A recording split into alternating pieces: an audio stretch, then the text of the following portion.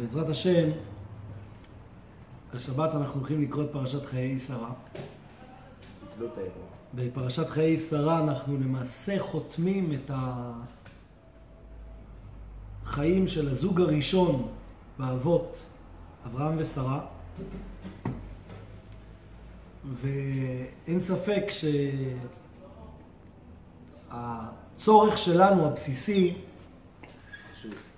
זה ללמוד לעומק את המהות שלהם עד כמה שידנו מגעת, בשביל שהמעשה אבות יהיה סימן לבנים ויהיה לתועלת לנו. אז בעזרת השם שהשיעור הזה שנלמד יהיה לתועלת קודם כל לנו, חוץ זה לכל עם ישראל, בעזרת השם שזכות הלימוד הזה תהיה לתועלת להצלחת כל עם ישראל, להצלחת החיילים שלנו, לשמירתם, שבעזרת השם כולם יחזרו לחיים טובים ולשלום הביתה, בריאים ושלמים.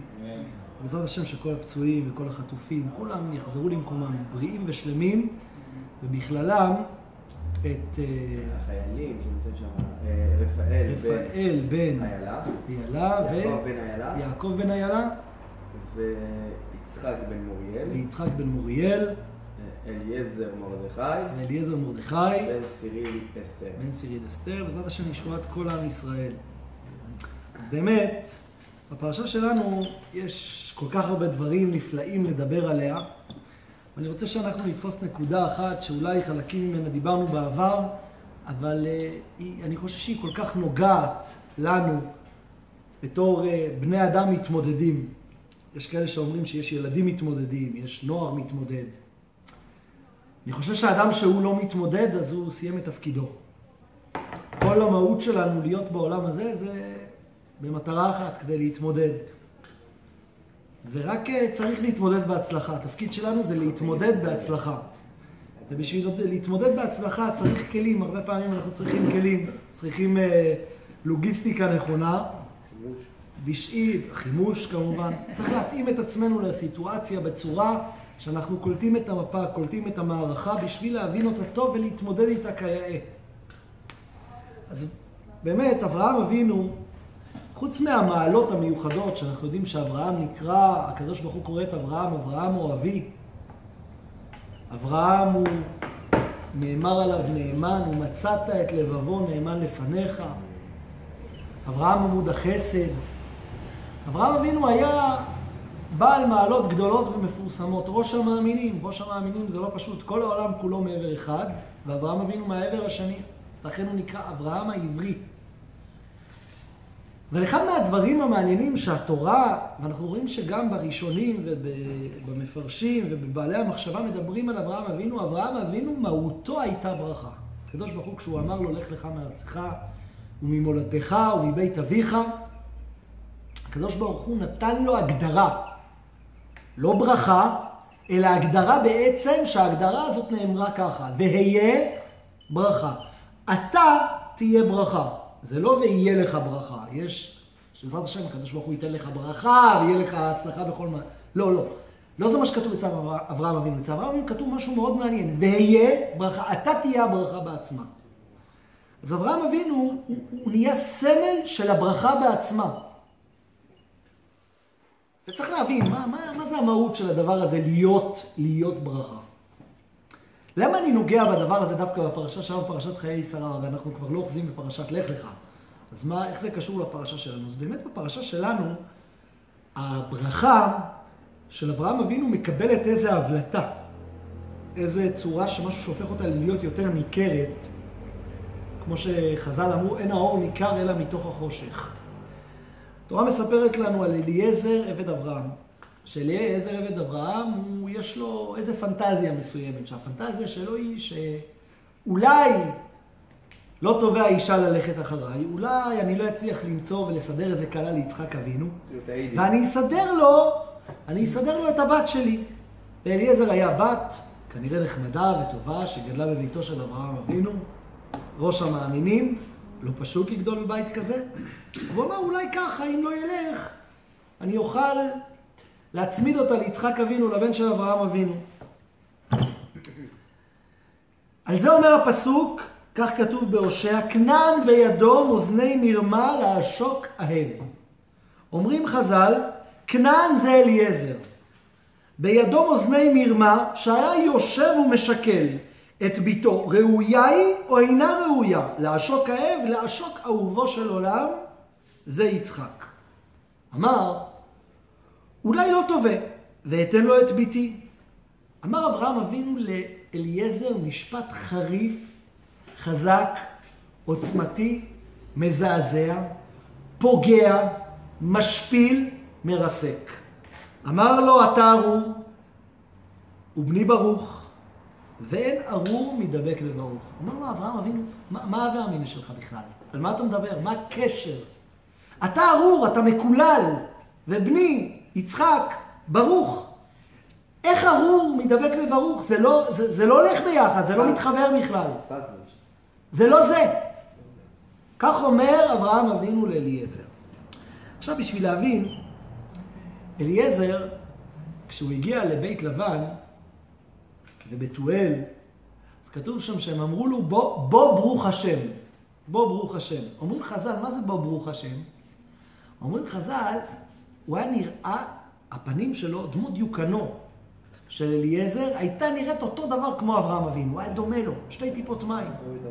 כשהם ראו אותו, הם אמרו, הנה אברהם. כשהם אומרים ברוך השם, מי ברוך השם? מי שהשם בירך אותו. מי השם בירך אותו? את אברהם אבינו, ויהיה ברכה. אז הם אמרו, הנה אברהם.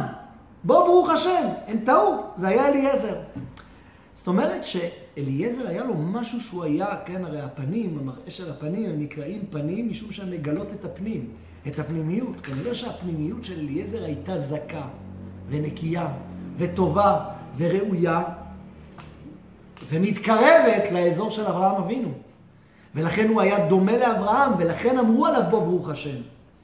חז"ל אומרים ככה, ביומא דף כ"ח, שאליעזר לא פסק ממנו ישיבה כמו אבותינו אברהם, יצחק ויעקב. תשמע, אברהם, יצחק ויעקב היו כל היום בישיבה, היו כל הזמן בשטייגן, היו כל הזמן בתהליך של לימוד, של קרבת השם, של עלייה בתורה ביראת שמיים, של שינוי, שכל הזמן מתעלים מדרגה לדרגה. אותו דבר אליעזר, לא פסקה ממנו ישיבה. הוא כל הזמן היה במצב של התמדה, של לימוד, של עלייה.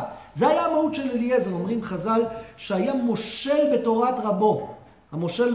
מושל ביתו, שהיה מושל בתורת רבו, אומרים חז"ל, ודולה ומשקה מתורת רבו לאחרים. אליעזר היה כל המהות שלו, זה שהוא היה בשטייגן מוחלט. שומע רב אברום? תורה מוחלטת, רק תורה, תורה ועוד הפעם תורה ועוד הפעם תורה. זה היה המהות שלו, דולה ומשקה מתורת רבו לאחרים. אנחנו לוקחים בן אדם בעצם שאם אנחנו נשים ככה, ניקח איזו טבלה כזאת ונצטרך לסמן V ו-X, הוא מקבל V בכל המעלות הטובות, בכל הדברים הטובים. וכשהוא בא והוא מציע את הבת שלו לשידוך, אברהם אבינו מזדעזע. כנען בידו מאזני מרמה, לעשוק, הוא מנסה לגנוב פה, לקחת משהו שלא שייך. אומר לו אברהם אבינו, אתה ארור. איך ארור יכול להתחבר עם ברוך? מה המהלך פה? מה כתוב פה? הרי סתם, הדבר הזה הוא פלא פלאות, כן? הקדוש ברוך הוא בעצם אחרי העקדה לא רוצה שיצחק אבינו יעזוב את ארץ ישראל. אז שולחים את אליעזר לחפש לו שידוך. למה לא לוקחים לו מבנות הכנעני? אברהם אבינו שהוא אומר שהוא לא רוצה שיקח מבנות הכנעני. מבנות הכנעני הן לא מתאימות, הן לא ראויות. למה הן לא ראויות?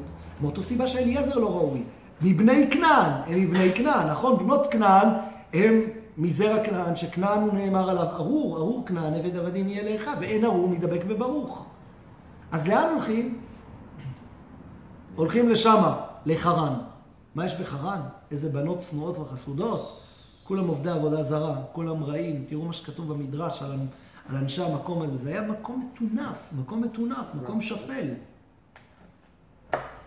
כולם היו עובדי עבודה זרה שם. כן, ואנוכי פיניתי הבית.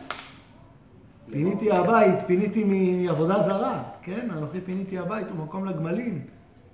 מעבודה זרה. מדובר על מקום שהוא מקום של טומאה, מקום שפל. אברהם אבינו אין לו בעיה, שילך לשם להביא שידוך. למה הבנות האלה שגדלות בחרן, בבית הזה של בתואל הרשע המרושע הזה, שהגיע לעונש מוות תוך כדי דיבור שם, אחות של לבן הארמי המנוול הזה, שביקש לעקור את הכל, זה בסדר.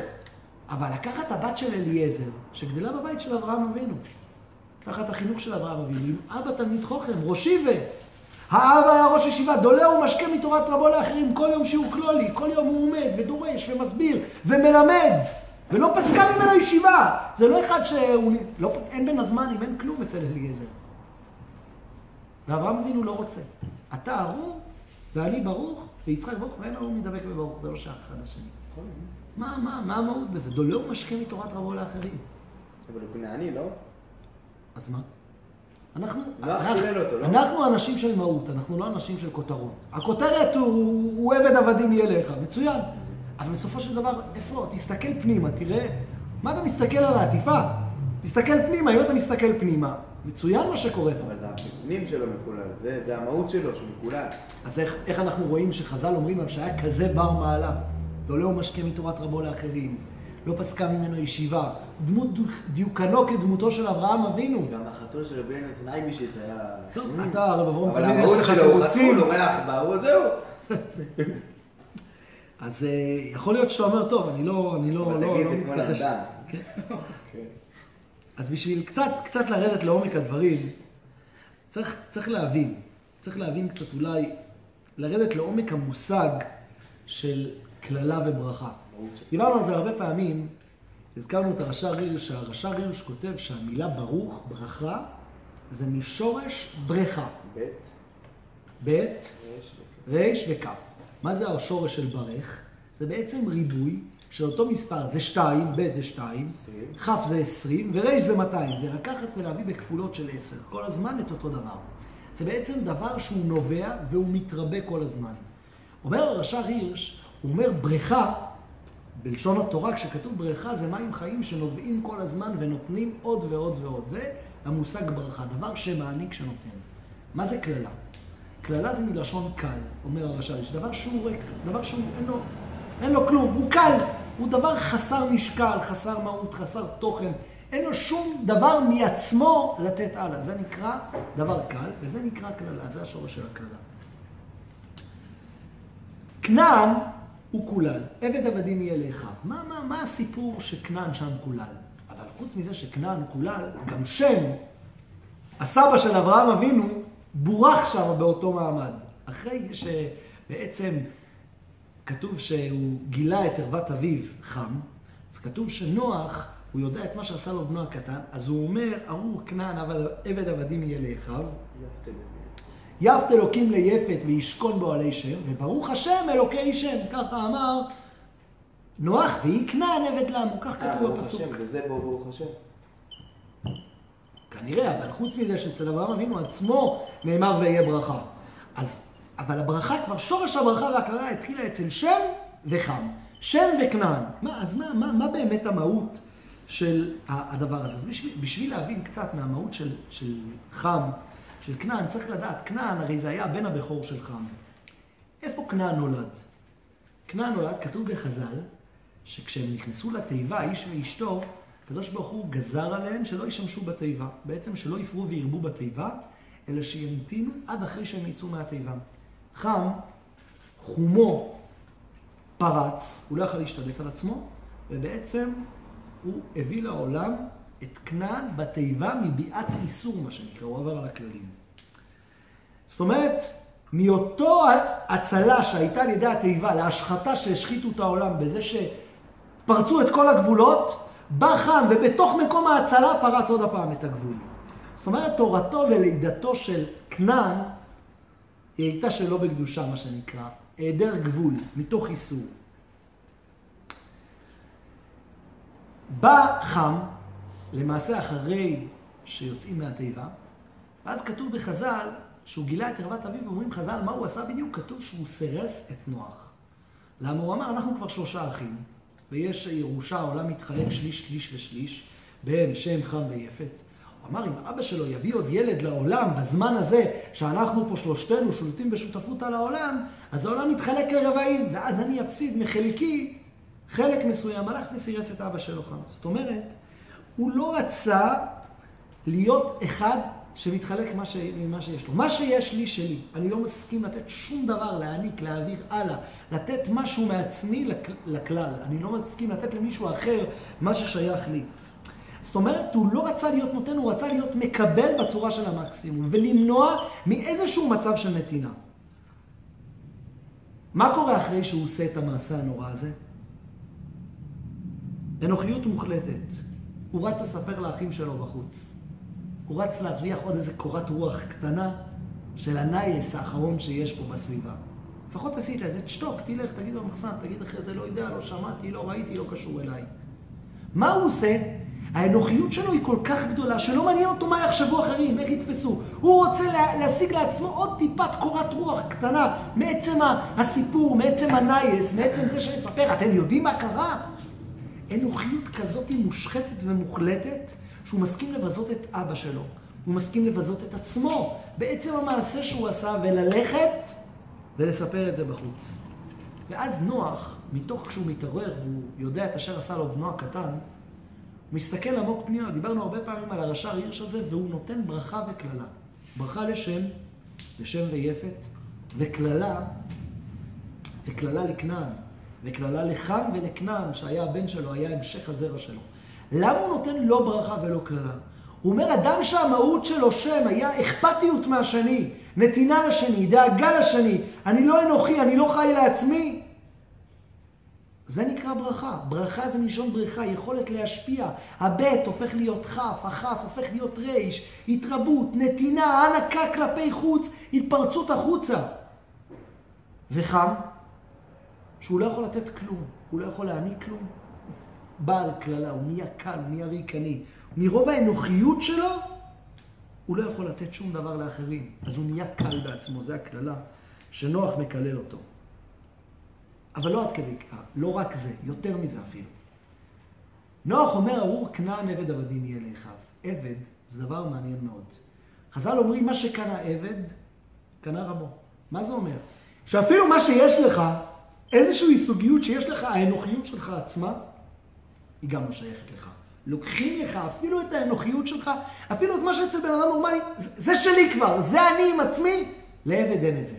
בא נוח ואמר, אחד כזה עבד עבדים יהיה לאחיו. צריך לקחת לו אפילו את האנוכיות שלו עצמה, ולתת אותה למישהו אחר.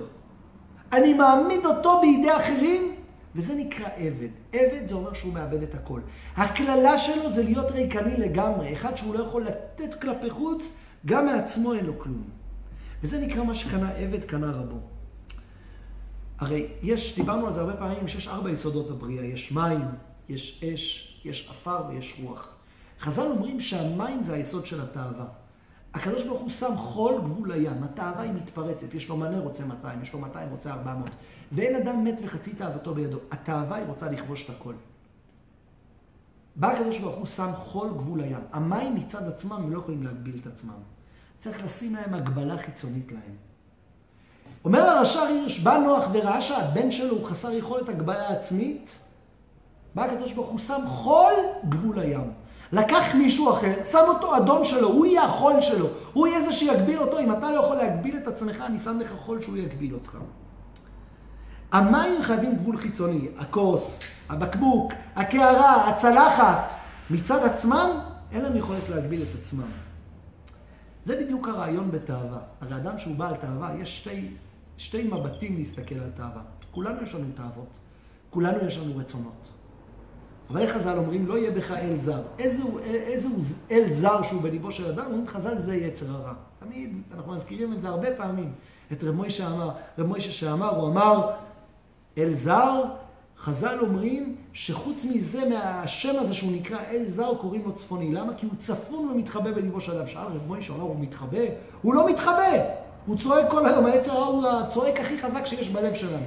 אז הוא אמר לו, הוא משחק אותה אתה בעצמך. הוא גורם לך לחשוב שאתה והוא זה מקשור אחר, זה דבר אחד.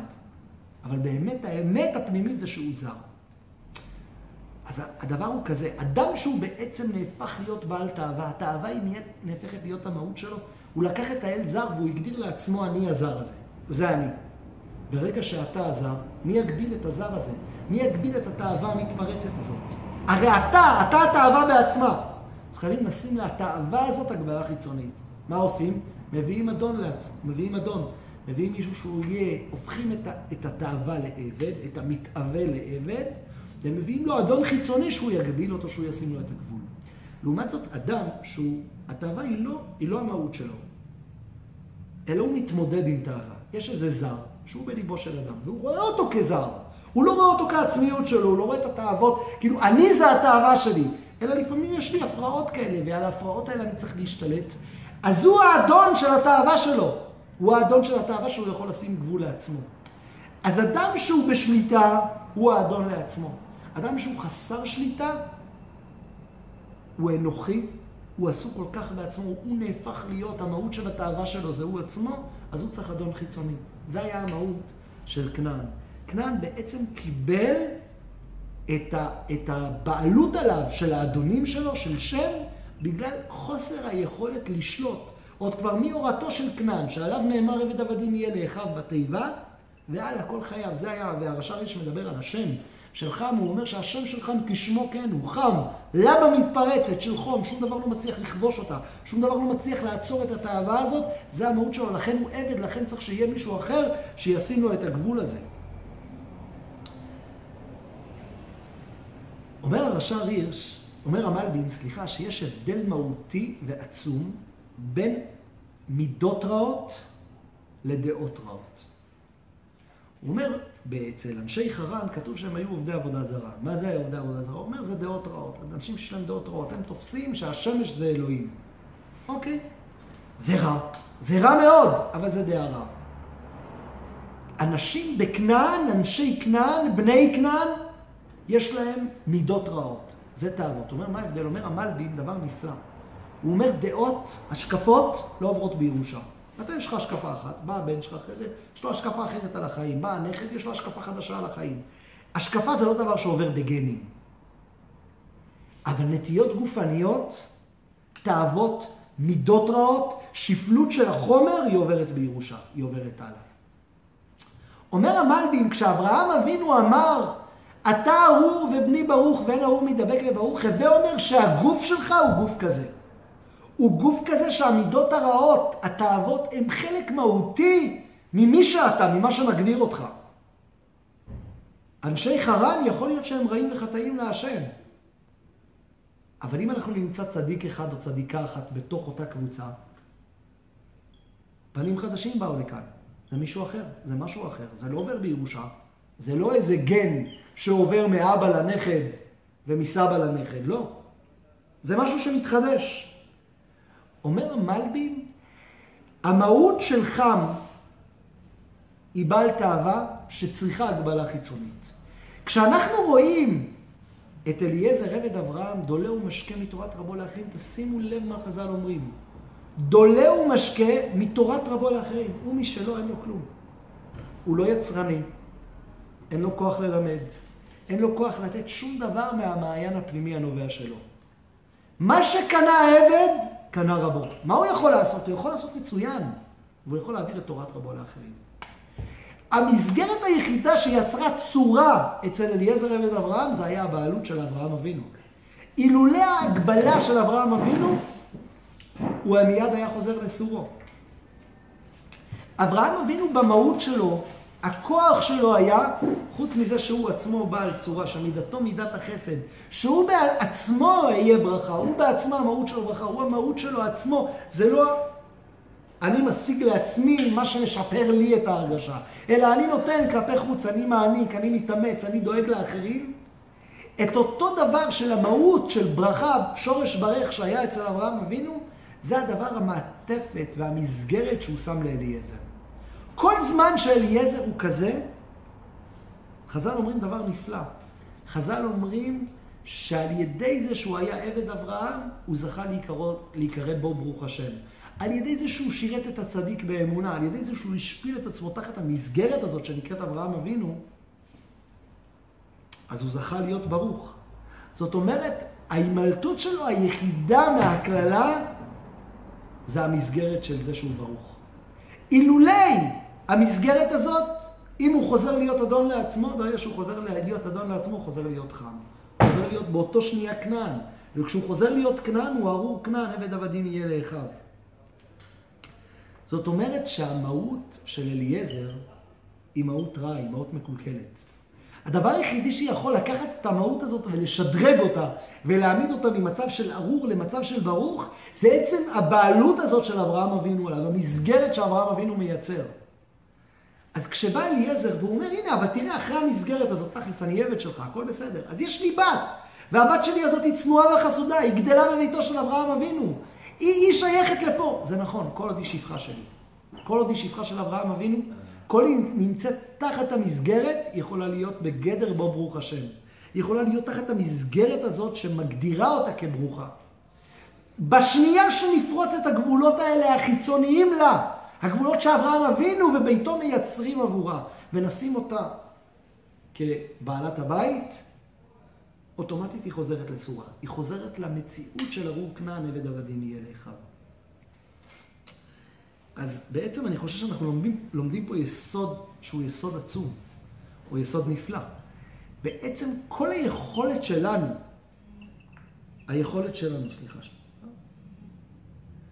כל היכולת שלנו להיות שייכים למעלה הזאת של אברהם אבינו, היא דווקא באה מתוך הנקודה הזאת שאנחנו פחות אנוכיים, שאנחנו יכולים לתת מעצמנו למען אחרים ולא להיות כל הזמן בדאגה למה שאני רוצה. זה מה שכתוב, שראיתי שכתוב שאברהם אבינו, כשהוא השביע את אליעזר, ללכת לחפש אישה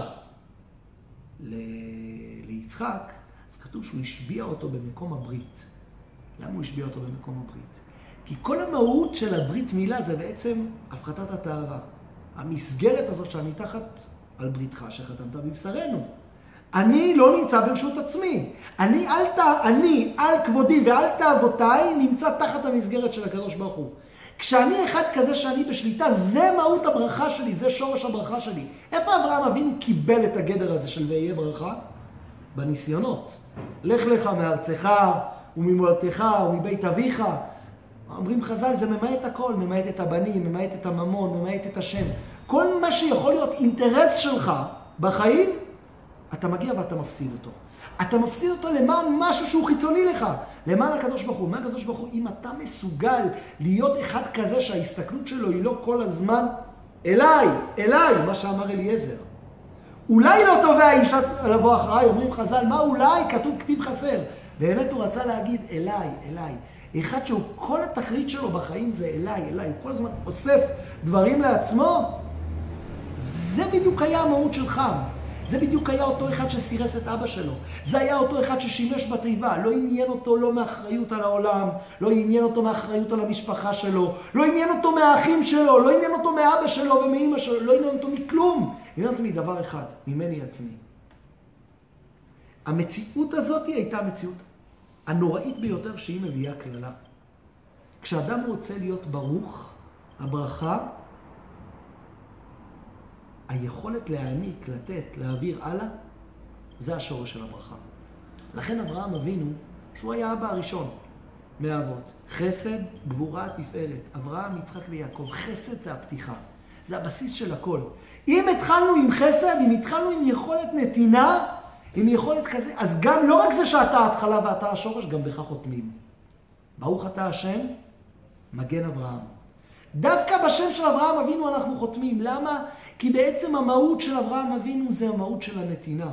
המהות של ההסתכלות כל הזמן על הסביבה, על הצורך, המטרה העליונה שיש לרעיון שאני נמצא תחתיו, ולא התחושות של הבטן שלי. זה בעצם העניין שאברהם אבינו רצה שיצחק אבינו דווקא יישאר בארץ כנען,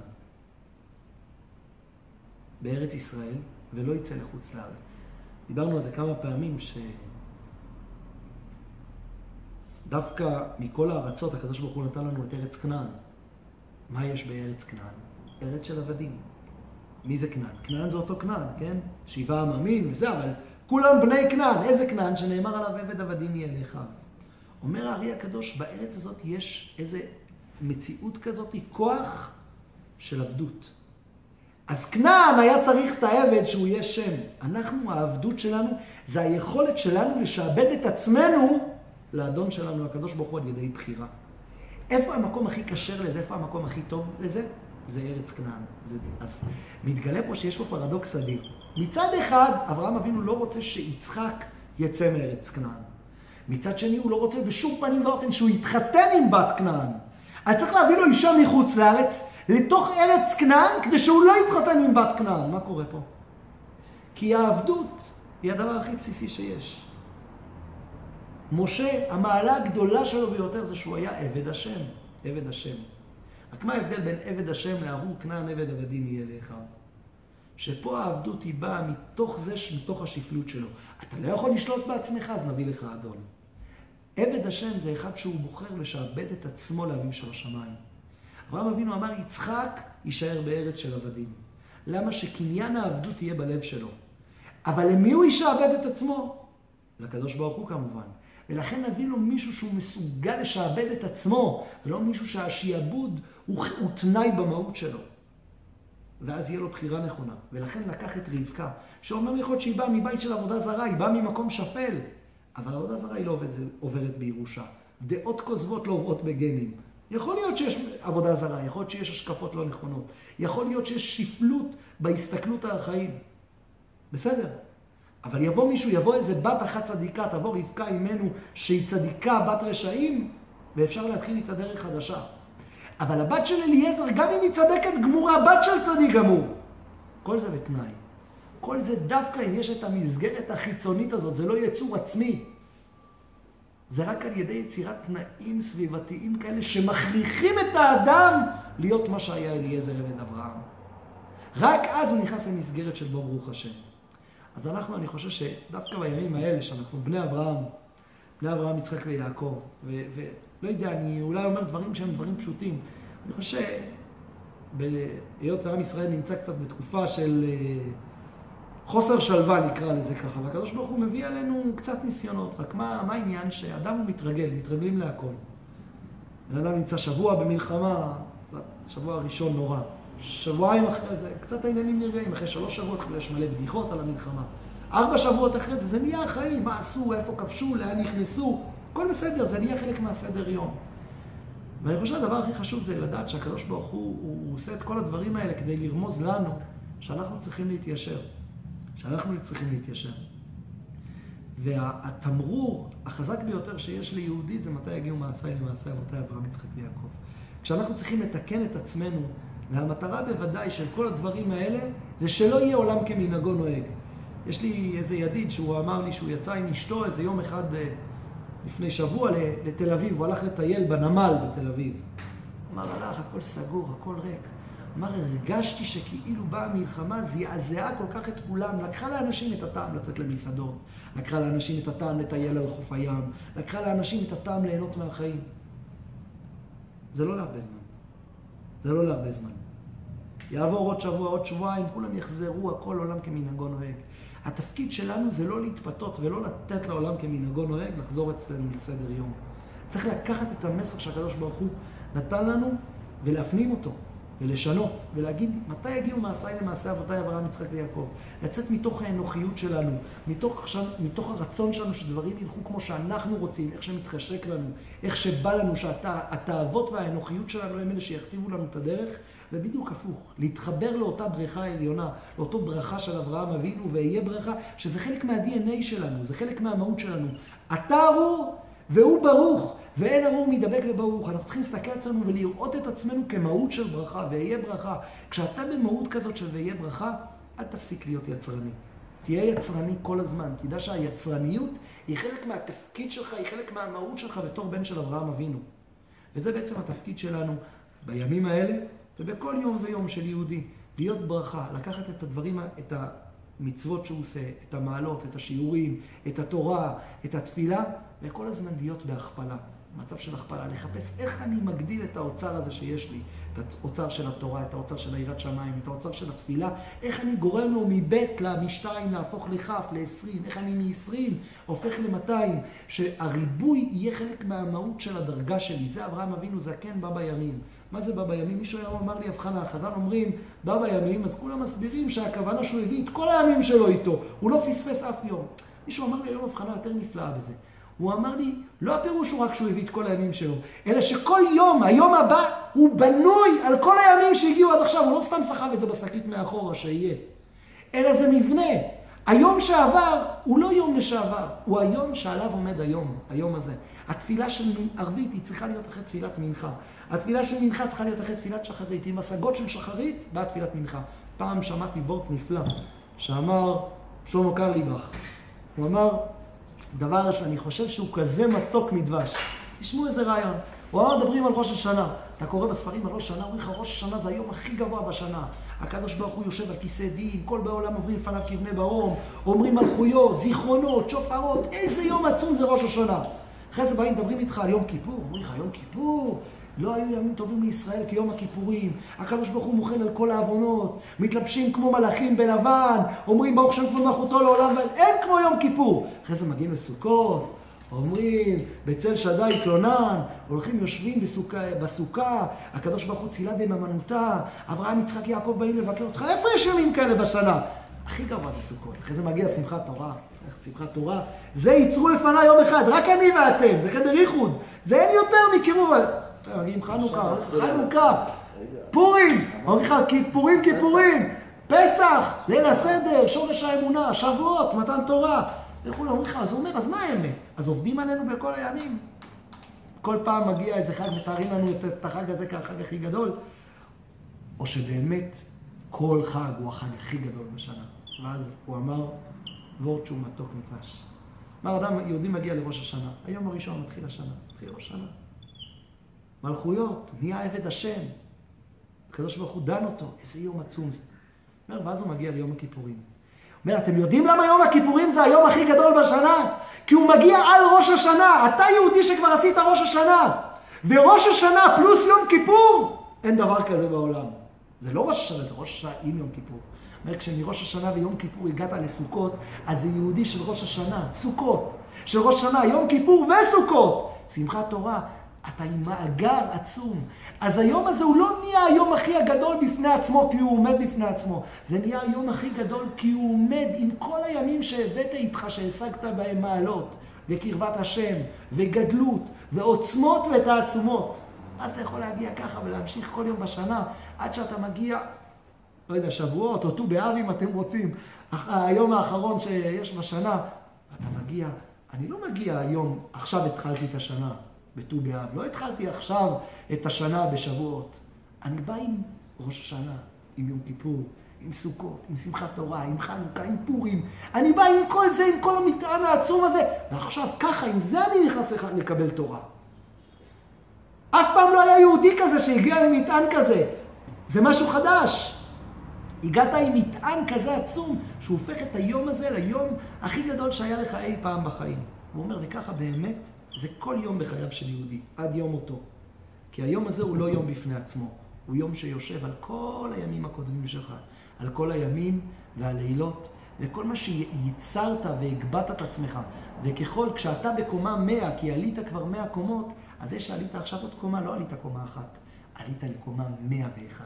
כשאתה בקומה 101, אתה יכול להגיד שאתה על פסגה, אתה יכול להגיד שאתה בגובה עצום. זה אברהם אבינו, אברהם אבינו היה זקן בא בימים. זקן בא בימים, הוא לא הזניח יום אחד.